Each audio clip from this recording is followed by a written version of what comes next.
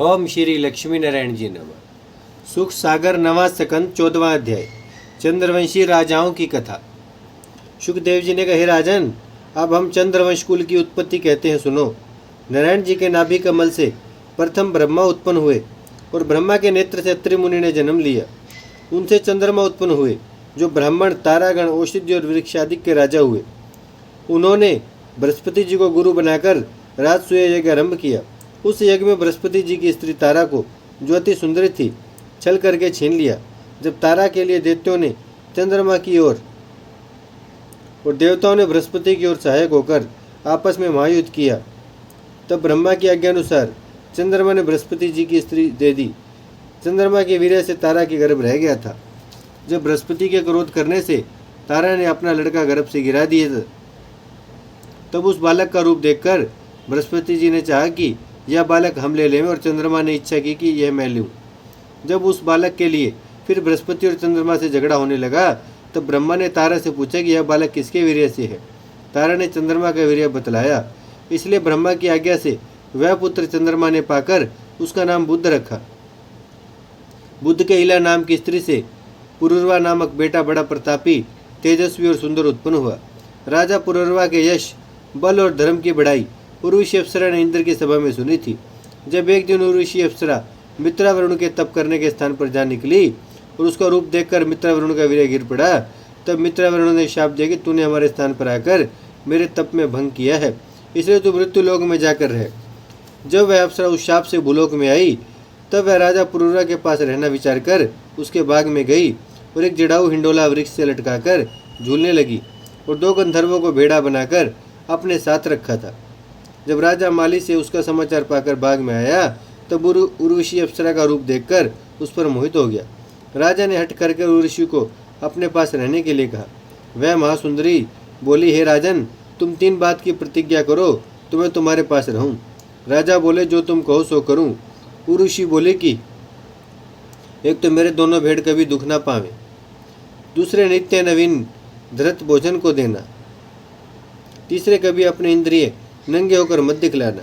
जब इन 3 बातों से कुछ विपरीत होगा, तब मैं यहाँ से चली जाऊंगी। राजा ने 3 बातें मानकर उसको अपने पास रखा और 8 पैर उसके पास रहकर भोग विलास करने लगा। 6 पुत्र राजा के उर्वशी से उत्पन्न हुए और उर्वशी अप्सरा मित्रावरुण के शाप से मृत्युलोक में राजा के पास रहने लगी। जब देवताओं का मन उर्वशी अप्सरा का नाच देखने को चाहा, तब राजा इंद्र ने गंधर्वों की आज्ञा दी, किसी तरह उर्वशी को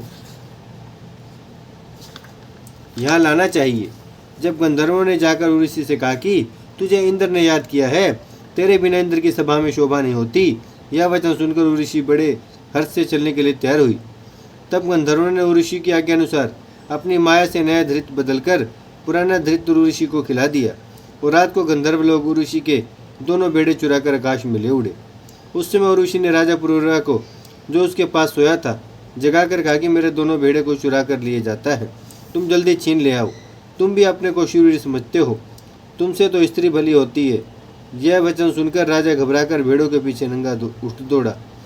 तब उर्वशी ने उसको नंगे देखकर कहा, राजन, मेरा तेरा यही प्रण था कि जब मैं तुझे नंगा देखूंगी, ये दोनों भेड़े दुख पावेंगे, या जिस दिन मुझे नया धृत खाने को नहीं मिलेगा, तब मैं तेरे पास न रहूंगी। सो आज 3 बातें विपरीत हुई, इसलिए अब मैं तेरे पास नहीं रह सकती। ऐसा कहते हुए बिजली के समान चमककर वहाँ से उड़ गई। गंधर्वों ने उसे इंद्रलोक में पहुँचा दिया। राजा पुरुरवा उसके चले जाने से अति व्याकुल होकर वन में और पहाड़ पर उसे ढूंढने निकला। पैदल चलने में कांटे चुभने से ऐसे ही दुखी हुआ कि उसको अपने तनु की सुधि नहीं रही। इस तरह राजा उसके वीर्य में व्याकुल होकर चारों ओर फिरता था। तो एक दिन फिरता हुआ कुरुक्षेत्र में जाकर रोमल वृक्ष के नीचे खड़ा हुआ। उसी जगह उर्वशी अप्सरा भी बहुत सखी अपने साथ लिए हुए सरस्वती कुंड में स्नान करती थी। कोई उन्हें नहीं देख सकता था, पर अप्सराएं देव दृष्टि से सबको देखती थी। उस समय तिलोत्तमा नाम सखी ने उर्वशी से पूछा कि तुम मृत्युलोक में जाकर किस पुरुष के पास रहती थी, उसको मैं भी देखना चाहती हूँ। उर्वशी ने राजा पुरुरवा को दिखाकर कहा कि मैं इसी के पास रहती थी। तिलोत्तमा राजा को देखकर बोले कि तुम्हारे विरह में यह बहुत व्याकुल और मलिन दिखाई देता है। एक बार तुम अपना रूप इसे दिखला दो तो इसकी व्याकुलता और मलिनता दूर हो जाए। यह बात तिलोत्तमा से सुनकर उर्वशी ने अपना रूप राजा के सामने प्रकट किया। उसे देखते राजा पुरुरवा का चित ठिकाने होकर उसका रूप इस तरह बदल गया कि जिस तरह मुर्दे के तनु में प्राण आ जावे। राजा ने ऋषि के सामने बहुत रोकर कहा, प्राण प्यारी, तू मुझे क्यों छोड़कर चली गई? तेरे विरह में मेरी यह दशा हो गई है। खाना पीना राजपाट सब छूट गया। यह वचन सुनकर ऋषि बोली, हे राजन, तुम पुरुष होकर अपने इंद्रियों के ऐसे वश में हो गए कि मेरी विनती करते हो। तुम अपने इंद्रियों को वश में करो। जो मनुष्य अपने इंद्रियों के अधीन नहीं रखता वह माया रूपी स्त्री के मुंह में फंसकर नष्ट होता है। यही दशा तुम्हारी हुई। मैं स्त्री किसी पर मोहित न होकर सिवा अपने सुख के दूसरे का प्रेम नहीं रखती। जब तक कोई पुरुष मेरे पास रहता है तब तक उसकी प्रीति करती हूँ। कदाचित मैं 1000 वर्ष तक एक पुरुष के पास रहकर जब दूसरे पुरुष के निकट जाऊं तब फिर मुझे पहले पुरुष से कुछ प्रीति नहीं रहती। क्षण भर में उसे भूलकर उसका प्राण लेने में भी मुझे कुछ दुख नहीं होता। मैं ज्ञान उपदेश किसी का कुछ न मानकर अपने मनमाना काम करती हूँ। इसी तरह सब स्त्रियों का स्वभाव समझना चाहिए। राजा उर्वशी पर ऐसा मोहित था कि इतना समझाने पर भी उसे कुछ पर ज्ञान प्राप्त नहीं हुआ। जब राजा ने उर्वशी से भोग करने की इच्छा की तब वह दया करके बोली, हे राजन, जब वर्ष दिन उपरांत दूसरे वर्ष का पहला दिन लगेगा तब तेरे पास आकर एक रात रहूंगी। ऐसा कहकर उर्वशी वहां से लोप हो गई। जब उर्वशी के मिलने और 1 वर्ष की अवधि करने से राजा का चित्त सावधान हो गया तब वह राज मंदिर पर आया और अवधि का दिन गिनने लगा। जब वह अप्सरा अपने प्राण वचन के प्रमाण में आई और एक रात राजा के पास रहकर परात समेंद्र लोक को चली तब पुरुरा उसका पांव पकड़कर रोने लगा। उस समय उर्वशी बोली, हे राजन, मैं यहाँ रह नहीं सकती। तुझे मेरी चाहत करने से हो तो मैं एक मंत्र बतलाती हूँ। तुम वह मंत्र जप कर गंधर्वों की तपस्या करो। जब वे प्रसन्न होकर तुझे यज्ञ करने की आज्ञा दें तब तू उस यज्ञ करने से गंधर्व लोक में आकर फिर मुझे पावेगा। तब मैं तेरे साथ आनंदपूर्वक रहूंगी। यह कहकर उर्वशी वेद की 2 ऋचा राजा को बतलाकर इंद्रपुरी को चली गई। राजा वही मंत्र जप कर गंधर्वों का तप करने लगा। जब गंधर्वों ने प्रसन्न होकर राजा को दर्शन दिया और अग्नि के समान एक बटलोही उसे देकर यज्ञ करने का उपाय बतलाकर वहां से अंतर्ध्यान हो गए तब राजा ने उनकी आज्ञा अनुसार वह बटलोही वन में ले जाकर गाड़ दी।